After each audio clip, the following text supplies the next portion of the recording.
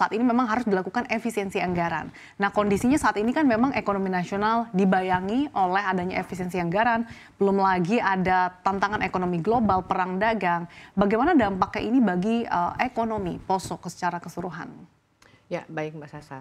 Tentu ini menjadi satu challenge atau tantangan tersendiri bagi kami semua pemerintah daerah dalam hal ini. Apalagi pemerintah daerah tentu masih banyak ketergantungan begitu ya terhadap anggaran atau transfer dari pusat. Nah, harapan kami tentu seperti kami di Kabupaten Poso 2024 kami pertumbuhan ekonominya cukup baik, indikator-indikator ekonominya juga menunjukkan tanda-tanda yang baik, angka kemiskinan juga menurun.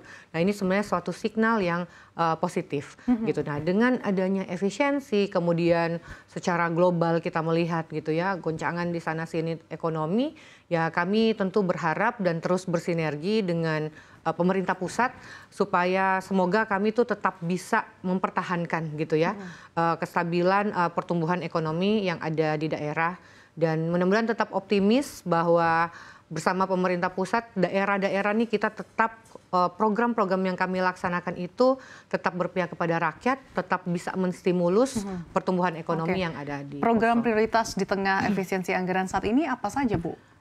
Kami di Kabupaten Poso memberikan program prioritas yang pertama masih tentang pendidikan, kemudian tentang kesehatan, memastikan bahwa tidak ada pendidikan anak-anak kita yang ada pungli atau diambil seperti tadi ya Pak Presiden sudah tekankan.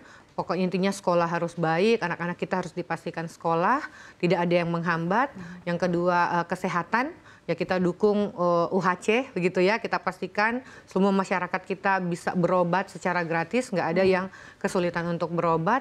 Kemudian kita menetapkan juga sektor pertanian, juga sektor pariwisata di Kabupaten Poso untuk menjadi topangan utama untuk fokus kepada program prioritas atau anggaran yang nanti akan kami gunakan. Oke, tadi kan kita juga simak pernyataan Bapak Presiden Prabowo yang menegaskan bahwa sekolah-sekolah di Indonesia ini harus diperbaiki. Ada sekitar 10.000.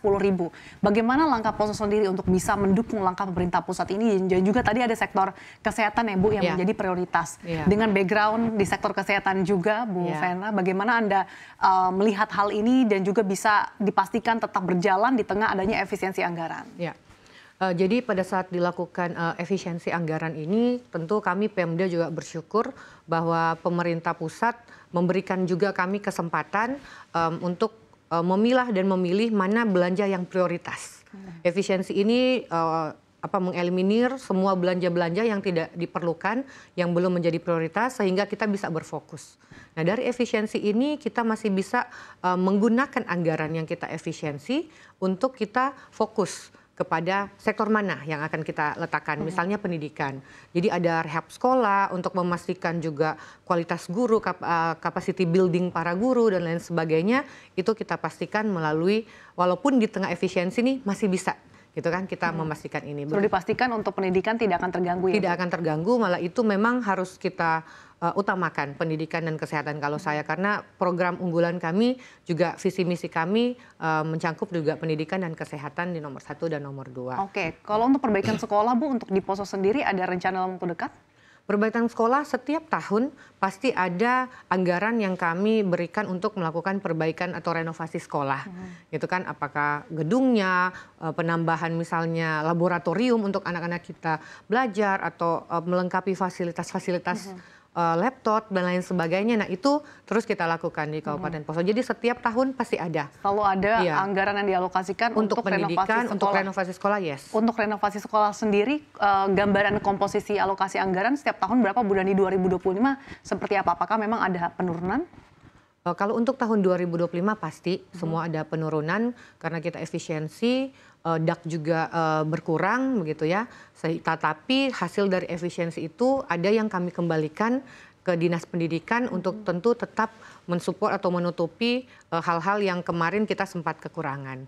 Jadi masih ada aja, tapi semua kita seimbangkan ya Mbak Sasa ya. Kita seimbangkan, semua tetap dapat, jadi nggak pincang 2024 baik, kemudian 2025 kita turun jauh, nggak. Kita tetap seimbangkan semuanya. Dan tentunya untuk terus menjalankan di sektor kesehatan, Poso ini kan kalau tidak salah akan membangun rumah sakit umum daerah. Ini bagaimana progresnya Bu hingga saat ini dan bagaimana prioritas-prioritas yang dilakukan untuk bisa dilakukan? Apakah memang ini akan diperbarui karena mengingat RSUD yang lama ini sudah cukup lama, bahkan sekitar 1920-an Bu kalau saya tidak salah. Dari 1928 Mbak Sasa, rumah sakit umum kami. Jadi memang sekarang sementara menjadi fokus, saya pun ini bersama dengan tim ya sedang berada di Jakarta, juga dalam rangka kami menyambangi kementerian-kementerian terkait, Kementerian Kesehatan, kemudian Kementerian PU, kemudian juga kami mendatangi mitra-mitra terkait dengan pembangunan rumah sakit ini supaya kami bisa memastikan ya terkait lagi dengan tadi visi misi kami pemerintah daerah Kabupaten Poso gitu ya.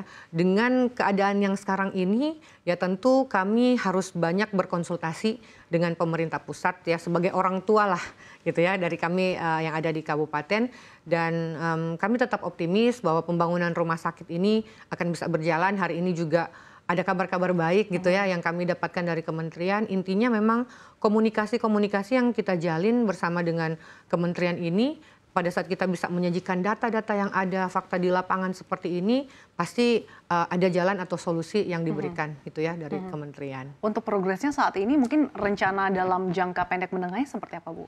Untuk saat ini progres rumah sakit dengan anggaran yang kemarin sudah ada sekitar kurang lebih 77 miliar, yaitu baru mencapai sekitar 55% gitu progresnya. Tentu kami harus melanjutkan nih sampai dengan rumah sakit ini jadi gitu kan. Nah, tentu komunikasi yang sudah sedang kami lakukan ini untuk memastikan bahwa anggarannya tersedia, gitu kan, anggarannya tersedia sehingga sampai dengan tuntas, sampai fungsional rumah sakitnya bisa membawa manfaat untuk masyarakat, itu sedang terus kami perjuangkan. Oke, di tengah efisiensi anggaran dan pemerintah pusat juga bisa dikatakan pilih-pilih ya Bu untuk menurunkan dana dari pusat ke daerah, dan setiap pekan juga di segmen ini kita juga mengundang berbagai pimpinan daerah. Bagaimana Anda meyakinkan pemerintah pusat agar nanti daerah pusat ini juga bisa diturunkan langsung ke daerah Poso? Ya. Pastinya kementerian tuh menilai gitu kan, mereka fakta kemudian data dan lain sebagainya. Ya kami dari Pemda Poso membawa tentu saja data-data, fakta, apa urgensi kami. Nah itu yang harus kami pastikan bahwa ya tentu kami meminta pada saat ada urgensi. Jadi nggak cuma sekedar meminta di tengah keadaan seperti ini, tetapi ada urgensi yang harus kami sampaikan sehingga mendapat approval dari kementerian. Nah itu menjadi salah satu bekal kami, oke kalau nggak urgent tentu kita nggak perlu minta. Gitu ya, kita juga tentu bersama-sama pemerintah pusat kita harus dukung semuanya efisiensi. Tapi pada saat kita ada urgensinya, ya tentu ini kita sampaikan bersama dengan data.